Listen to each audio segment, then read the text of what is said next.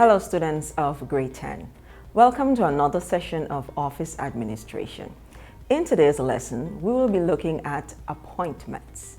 The lesson's objectives for today are to define the term appointment, to list possible reasons why a diary must be maintained, and to outline the general procedures for making an appointment. There are three definitions I would like to share with you today concerning appointments. The Oxford Languages said, "It's an arrangement to meet someone at a particular time and place." The freedictionary.com indicates that an appointment is to set an official date and time at which to meet or deal with someone, or to be met or dealt with by someone else. The Merriam-Webster Dictionary said, "It's an arrangement for a meeting or an engagement." Why must a diary be maintained? Keeping a diary is a matter of keeping a record of what happens daily, the interesting and the mundane, and a record of significant and essential activities. A diary is maintained to allow for the processing of experiences prudently and reviewing of events in a less stressful way. It helps to improve one's thinking process and decision-making ability. It helps one become creative in how he or she maintains or communicates details. It helps in keeping a systematic and efficient record of events and activities. It helps one to stick to details and manage time efficiently. It gives one the chance to examine his or her progress on a day-by-day level and serves as a reminder of accomplishments during frustrating sessions. It provides room for recall and gives access to recorded data. Paper-based evidences may be considered old-fashioned, but it is completely safe. It helps one develop a sense of control and therefore reduces anxiety. It keeps a checklist of appointments or schedules, past and future. Procedures for making an appointment. Making and keeping appointments is a part of almost everyone's life. Organizing ahead of time helps the receptionist with quick and easy scheduling, thus helping him or her eliminate the possibility of scheduling conflicts and efficiently manage time daily. Part 1 of the procedures for making appointments is getting organized for making the appointments. First, use a daily planner or digital calendar. These help with precisely organizing time and keeping up with appointments. Enter appointments into the calendar as they are made, then plan the rest of the days around those obligations. 1. Refer to the daily plan throughout the day to keep on track. And 2. If possible, go digital. Google Calendar can be synced to the mobile phone or tablet to be able to check schedules at any time, even while on the go. Next, have a filing system for important documents. Use a filing cabinet or organizer to keep track of documents, medical records, test results, and any other material that you may need for future appointments. This will prevent any form of scrambling at the last minute, trying to find what is needed and being late for the appointments. Alphabetize files for easy access to whatever files are required at any given time. While making the appointments, one must be aware of recurring appointments and deadlines. If a monthly schedule is kept for a specific appointment, meeting, a dentist, or a gynecologist, set a reminder to make that appointment well ahead of time. Set reminders for appointments that are time sensitive, so as to not miss a deadline or get caught off guard. Next, rank all appointments by importance and proximity. When preparing to make appointments, get the most important ones out of the way first. If multiple appointments are to be made, group together those that have locations near each other and set them back to back on the same day. This will keep all travel expenses down and to a minimum. Keep a phone list handy. These days, most people rely solely on their mobile phones to store important phone numbers. In general, that's fine, but try to keep a written list of appointment phone numbers just in case there is a phone malfunction and contacts cannot be accessed. The digital calendar will likely store all contact numbers, but keeping a written list may prove essential and handy.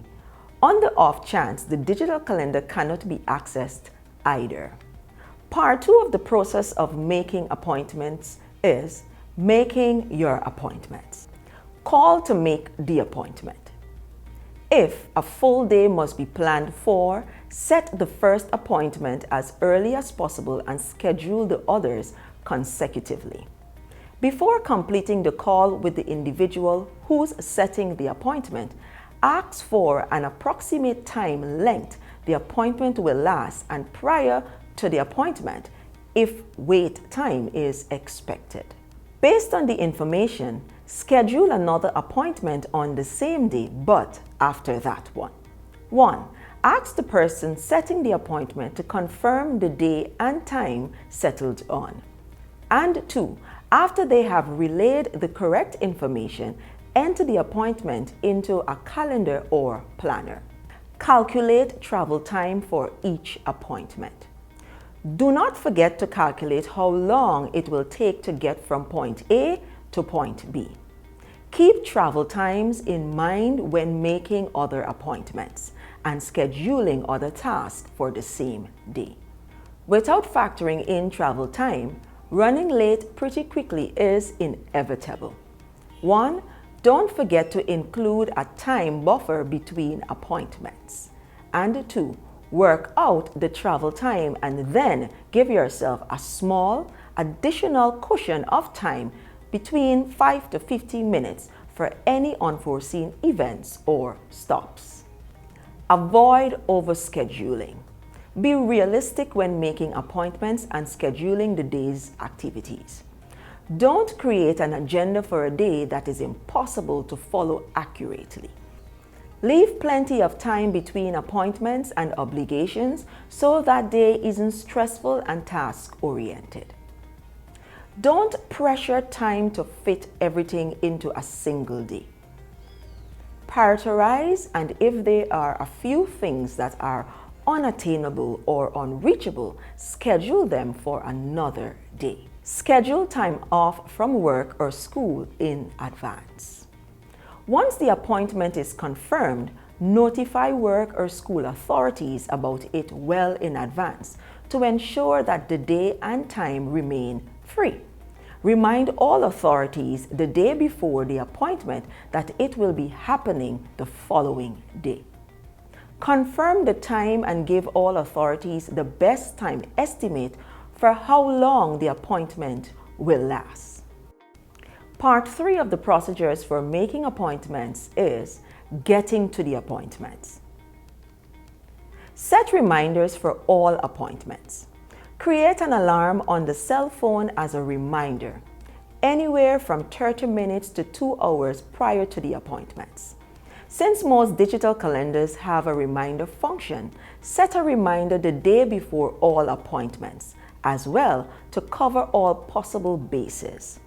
If the mobile phone or tablet is synced with the calendar, reminders will be received on all devices.